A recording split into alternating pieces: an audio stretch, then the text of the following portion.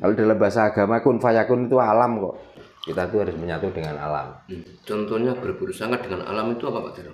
Yang paling mudah ya. Nggih. Apakah kita tuh pernah membuat tanah? Tiba-tiba kita mengakui tanah itu milik kita?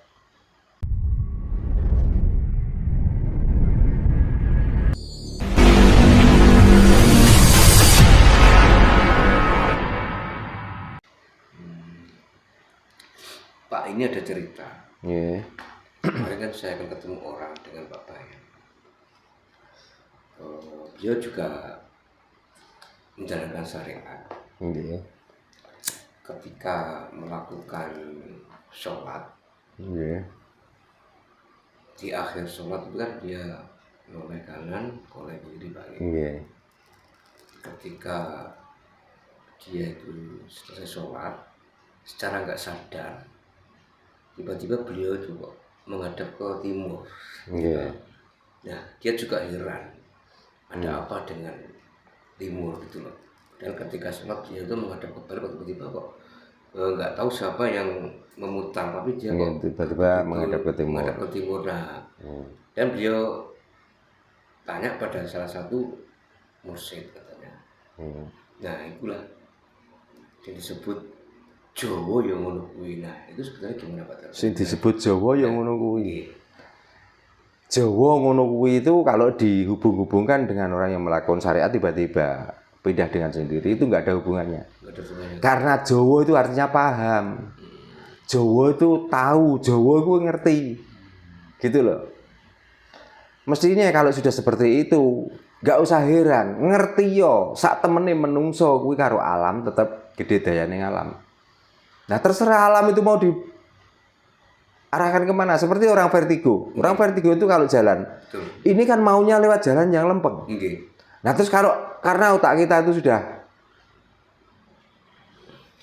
kena sarafnya, jalan yang maunya tuh mau ke barat, akhirnya bisa belok ke kanan dengan sendiri.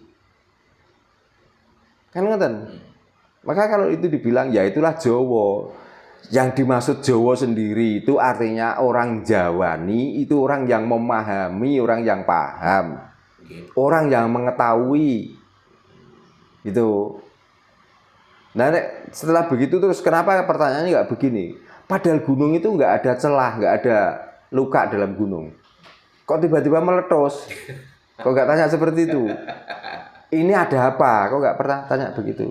Apakah ini keajaiban alam? Itu akan terjadi dengan sendirinya. Maka kita tuh nggak harus heran dengan apa yang pernah kejadian di dalam diri kita. Gitu loh. Wong kita mau tidur, itu kita cuma merencanakan, tapi tidur sendiri, kita paham?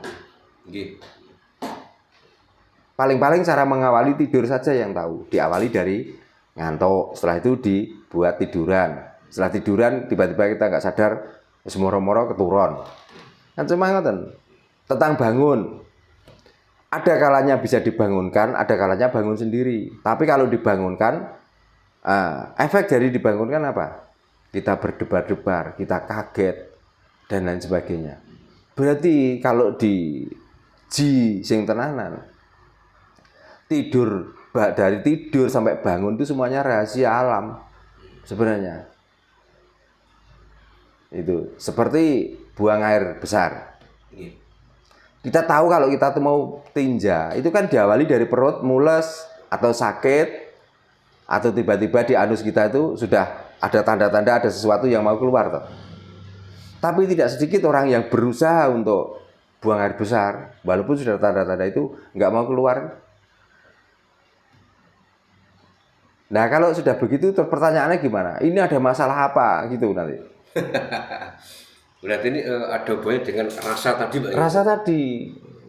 Maka apapun yang terjadi ini semua sudah kehendaknya. Dalam arti kehendaknya itu karena kita dan alam. Gitu loh. Tidak, memang Tuhan menghendaki seperti itu. Ya benar Tuhan dalam arti kalau kita tuh jawani tentang Tuhan. Tapi kita tidak ada jawani, gak Jawa tentang Tuhan. Berarti mengkambing hitamkan Tuhan. Seolah kejadian itu adalah Tuhan yang menghendaki. Gitu. Padahal hidup dan mati kita sendiri yang menghendaki. Tuhan tidak pernah menghendaki. Tuhan hanya membuat. Setelah dibuat, kamu sendiri yang harus mengelola. Mau digawe HP, terserah. Iya. Mau dibuat supaya kamu dibilang orang pinter, ya kamu sendiri. Mau dibuat kamu itu bodoni, gobloki, ngedengi, bentoni, ya kamu sendiri. Mau dibuat hidupmu ini selalu sehat, ya kamu sendiri. Mau kamu buat hidupmu ini sakit-sakitan, ya kamu sendiri. Jadi jangan pernah menyalahkan Tuhan. Kenapa waktu itu kok tiba-tiba menoleh ke timur? Ya karena kamu waktu itu duduk. Karena waktu itu kamu menghadap ke barat. Nah, yang mungkin tidak masuk di nalar itu begini. Di saat kita itu tiduran, tiba-tiba kita itu pindah tanpa kita menggerakkan kaki. Nah, kalau itu ajaib. Mungkin. Tapi apakah itu tidak mungkin? Ya mungkin saja. Wong alam ini bisa apa saja kok. Kalau dalam bahasa agama kun fayakun itu alam kok. Ya terserah alam ini mau apa. Terserah. Makanya kita tuh supaya kita itu terhindar dari kejadian-kejadian seperti itu, maka kita itu jangan berburuk sangka pada alam. Kita tuh harus selalu bersinergi, kita tuh harus selalu pokoknya bahasa sinergi lah. Menyatu. Kita tuh harus menyatu dengan alam. Contohnya berburuk sangka dengan alam itu apa Pak Daro? Bagaimana? Contohnya berburuk sangka dengan alam itu apa salah satunya? Berburuk sangka dengan alam. Yang paling mudah ya. Apakah kita itu pernah membuat tanah? Tiba-tiba kita mengakui tanah itu milik kita? Salah satunya. Apakah kita itu pernah mempelajari bahwa di pembuatan manusia itu dari 4 unsur alam, termasuk dari bumi, dari api, dari angin, dan dari air. Kadang-kadang kita itu tidak mau menyadari, contohnya di dalam aliran air yang jernih, karena kita itu kebelet pipis, kita tidak memperdulikan nanti siapa yang memanfaatkan air itu. Kita mau kencing, ya kencingi. Di saat kita mau berak, ya kita beraki. Nah itulah salah satu yang paling mudah. Belum yang lain-lainnya. Yang kita ucapkan itu tentang hal yang baik-baik. Tapi perilaku kita tidak mencerminkan apa yang kita ucapkan. Dan inti sari dari ucapan, di mana saja itu adalah air liur. Setelah kita inti sari dari ucapan kita, apa yang kita bicarakan itu ada di air liur, lalu kita tuh meludah sembarangan. Yang kita ludahi bumi, termasuk alam. Apakah bukan itu kita itu apa tadi? Buruk sangka dengan alam. Buruk sangka dengan alam. Itu makanya kita itu bersinergi, kita itu menyatu dengan alam. Hormatilah walaupun bumi, walaupun itu air, walaupun itu batu, walaupun itu angin. Janganlah kita itu menentang dengan kekuatan mereka. Kalaupun kita tuh mati, butuh keempat-empatnya ini loh.